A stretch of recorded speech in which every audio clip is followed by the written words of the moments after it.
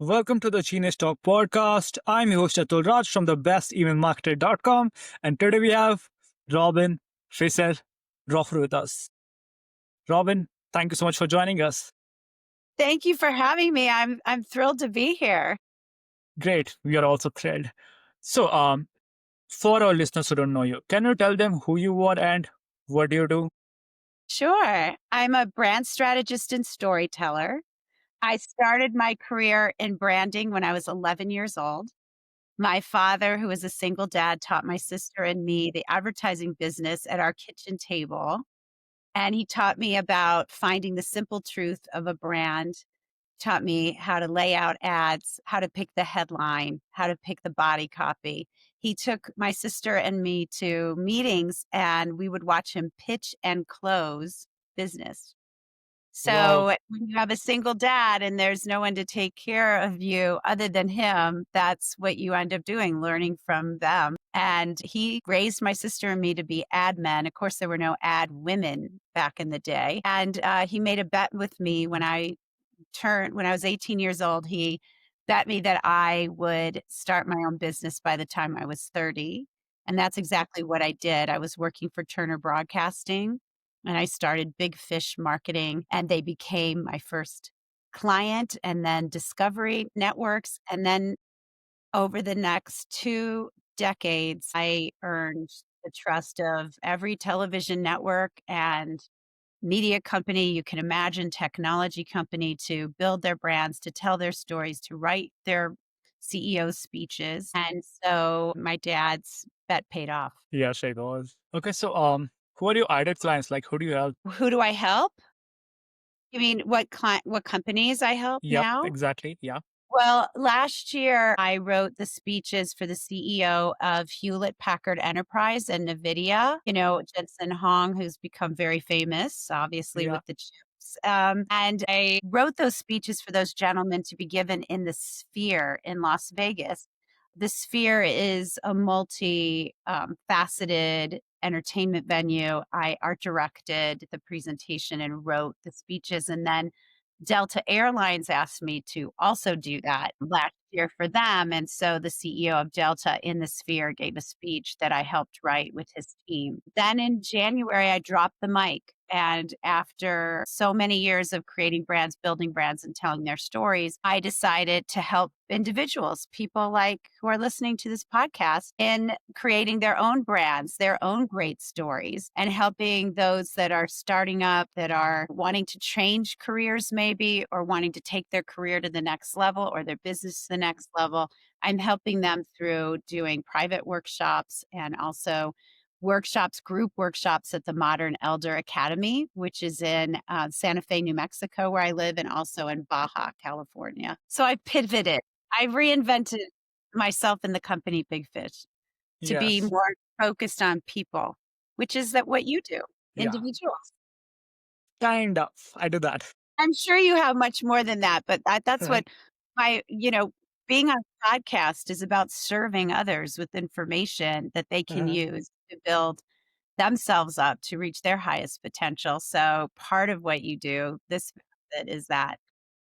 And I've Okay. just made it 100%. And then I'm writing books too. I'm writing books about Hmm. love. And I'm going to start a podcast about love Wow, because it'd be telling awesome. a story, it has to include love. Yes, yes. Like, I'm curious. Like, why did you shift it from focusing on companies to helping persons, like one on one? Well, I always had done in my home private workshops for high achieving individuals who were CEOs of companies. I've always done that for decades, but that was the business that brought me joy. That's where I felt the most alive and purpose driven. So when I finished with the corporations in January, I turned my attention to my passion. So I have several passions. One is helping people tell their greatest story, to write, tell, and live their greatest story. And that includes love, that they find the love of their life in that story, or they build a life of love. Okay. So that was one thing I did. And now I'm doing it full time, writing books, podcasts, doing workshops. So the pivot was to go to my passion. My other passion is writing travel and traveling the world. So now instead of writing a travel blog maybe every 3 or 4 or 5 months, I write one almost every month. I have a website called wonderroadtravel.com where I travel the world with my daughter and I write all about it. So now my life is filled with passion and purpose. I'm not just making money anymore. I did that. Now Uh-huh. I'm living my life to the fullest and helping others do the same. So, what's your best marketing experience so far? What's my best marketing experience? Yep. Oh my God, I think it probably happened when I was very young. I was working for Ted Turner and CNN, Headline News, TBS, and TNT. I was on the team that launched TNT, the television network that's worldwide, all those networks. But when I was working for CNN, we had some extra money in the budget. And I asked an ad agency to come up with a campaign. And Uh-huh. while we were working on the campaign, the Gulf War broke out. And we were the only television network that was there. All the big three television networks, ABC, NBC, and CBS, are the big television networks in the United States. At that time, they were broadcast networks. CNN was a 24-hour network like it is now, global network, but none of the broadcast networks were allowed in Baghdad during the war to cover the war, and only CNN was allowed in. So my ad agency came to me with a poster of the world, the picture of the NASA picture of the world, from outer space. And above it, it says, "Watch what happens next." And then underneath it said, "CNN, the world's news leader." And I said, "How can we say we're the world's news leader? Like, no way. We're just like, a local station out of Atlanta, Georgia. Yes, covering this war, but we can't say that." And the ad agency said, "Yes, you can. You're the only network covering this war. You're the only network in Baghdad. This is your moment." And I said, Yeah. "Well, I don't know how long this war," the war was only 1 month. And so I greenlit the campaign, and CNN became the world's news leader, and it became a self-fulfilling prophecy Uh-huh. for the network. And that's what gave me the momentum when I left Turner to start my own business, because I was known as this person who greenlit the campaign that changed news forever. Now, don't blame me if you don't like what you see. But that's what happened, and it was one of the greatest marketing moments in my life. But I've had so many moments like that, where we turned a corner, where we reached our highest potential, where we told the brand's greatest story, and then they had to fulfill it. So first you tell your greatest story, and then you meet the moment. And that really was the lesson of that day. Okay. Huh. So, you're traveling a lot. So, what's your plan? Where you want to go next? Where do I wanna go next? I wanna be, you're gonna laugh, I know it, but I really do wanna be the world's leading enthusiast on love in midlife. For people Hmm. over 40, I want to give every human over 40 who doesn't have a partner the hope that they can and will love again, and they will find somebody, and that will be their greatest story. And they will have somebody with them by their side in this life, which has become, we all want a sense of belonging.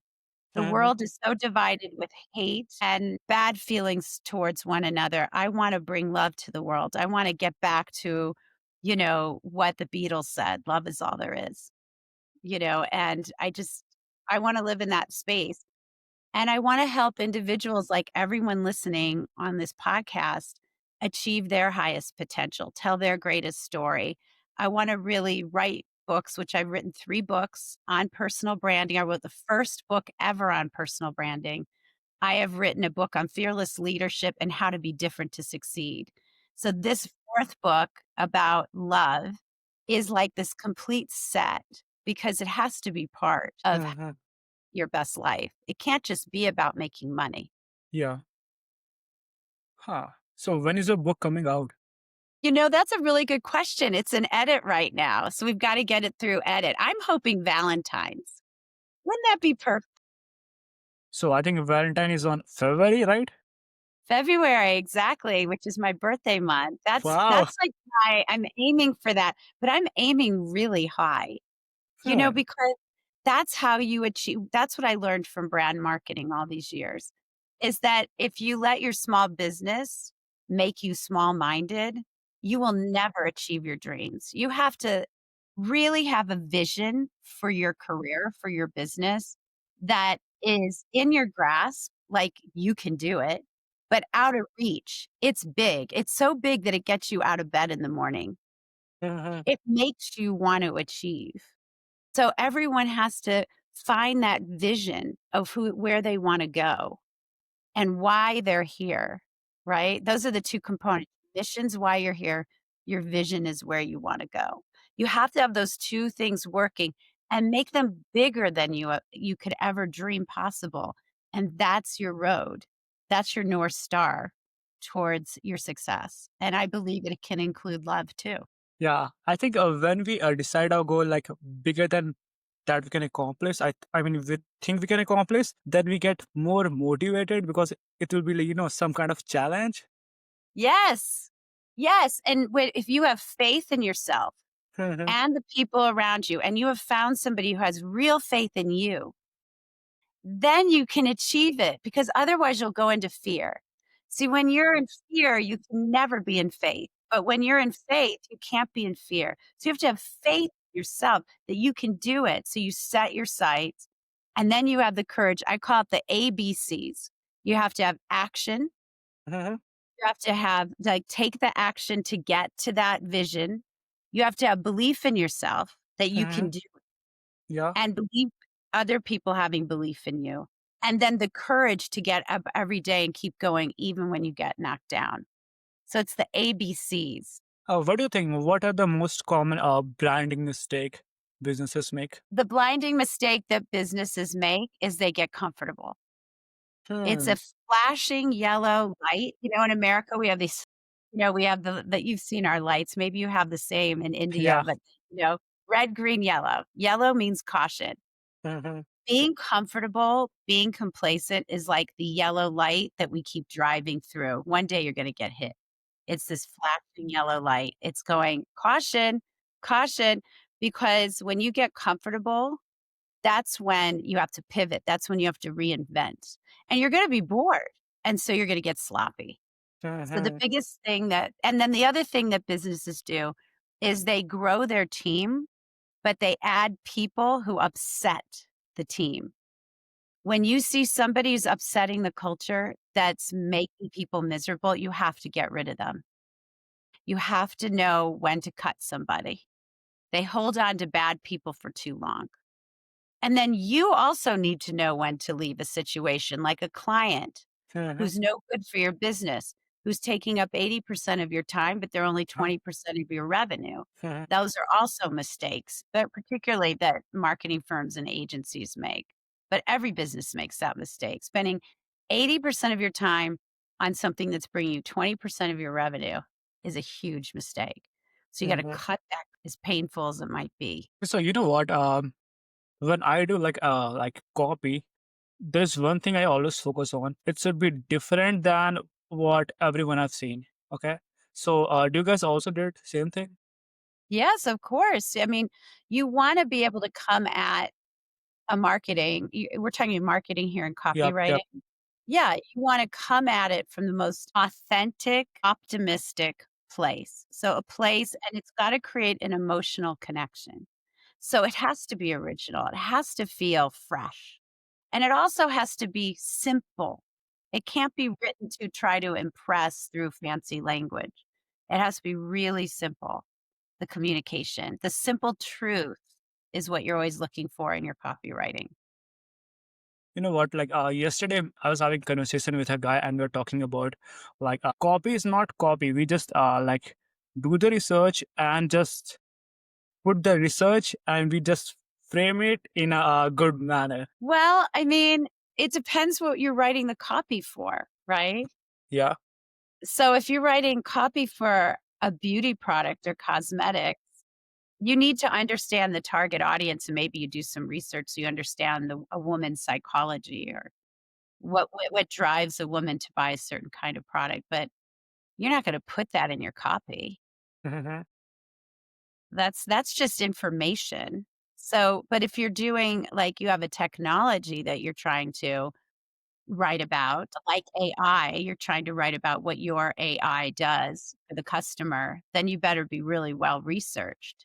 And then you've got to make simplify it and put it in the easiest terms that somebody can understand. Okay, so for our listeners who want to connect with you or want to learn more about you, where can they go? Well, they can go to bigfishmarketing.com. That's where they'll learn about me and the workshops and all of the marketing that I've done. There's lots of case studies on there, and they're going to learn a lot about media, technology on that site and what Big Fish has done for the last few decades. The other site is wonderroadtravel.com if they want to learn about some great places to travel to with their family and loved ones. And I'm always on LinkedIn. I love to talk to people on LinkedIn. So Robin Fisher Roffer on LinkedIn. And then I love to connect with people on Instagram. So again, Robin underscore Fisher underscore Roffer. So lots of places to connect with me. Yep. But you forgot to mention where can people go and buy your book, like all your three previous ones. Yeah, my books are all on Amazon. Just go to amazon.com, The Fearless Fish Out of Water, Make a Name for Yourself, and Your No Fear Career. They're all on Amazon. Thank you for asking. You're welcome. So, is there anything else that you would like to share? Well, what I'd like to know is what you think is successful. What brand do you love right now? I'm going to ask you. I'm turning the tables on my host. What's your Um, favorite brand right now that's global? A global brand people would. Global brand. Okay, okay. Actually, there is a marketer. Okay, and if he publish any book, okay, I just purchase every single thing. So, his name is Ben Settle. Do you know him? Uh-uh. Okay, okay. But I'm gonna go look him up. Yes, yes. I love that guy. So you love that guy. Okay. What do you love about him? Like, he talk a lot about philosophy, and like most people in the marketing world, they are like, they have like too much gimmicks. They have too many tricks, and that guy is into philosophy, and he's just awesome. I love it. I love that so Yeah, much. No more tricks, no more gimmicks. yeah, Be real. That's good. I believe in that too. I think that's a great way to end it is be authentic, in your communication and how you show up. And that's what's going to make people connect with you and what you write and what you put out in the world. yes, Robin. Hmm. Okay, thank you so much for spending some time with us, and it was really, really fun talking with you. So fun to talk to you too.